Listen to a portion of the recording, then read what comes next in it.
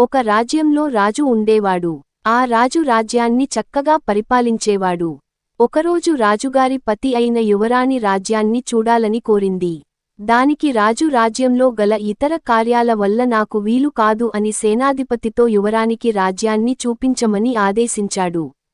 దానికి సేనాధిపతి చిత్తం మహారాజా అంటూ ఆ మరునాడే కొంతమంది భటులతో బయలుదేరారు. కొన్ని ప్రాంతాలు దాటిన తరువాత ఒక అడవి ఎదురైంది.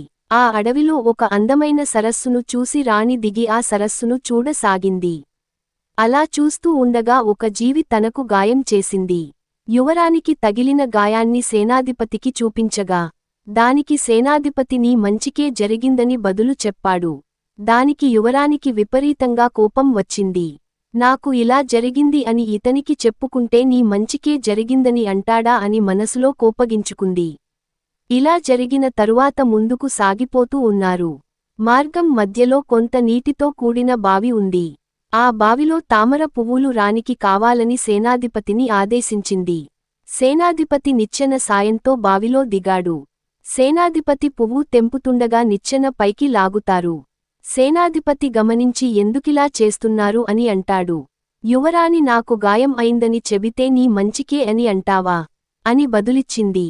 తరువాత సేనాధిపతిని అక్కడే వదిలేసి భటులతో రాణి ముందుకు సాగిపోతూ ఉంటుంది.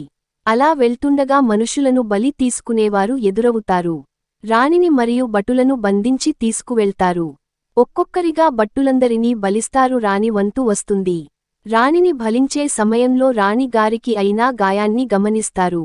ఏదో తెలియని జీవి గాయం చేసి ఎంగిలి చేసిందని ఈ మా బలికి సిద్ధురాలు కాదని వదిలేస్తారు. అప్పుడు సేనాధిపతి తన మంచికే అని ఎందుకన్నాడో అర్థమై తన తప్పు తెలుసుకొని సేనాధిపతి ఉన్న ప్రాంతానికి వెళుతుంది.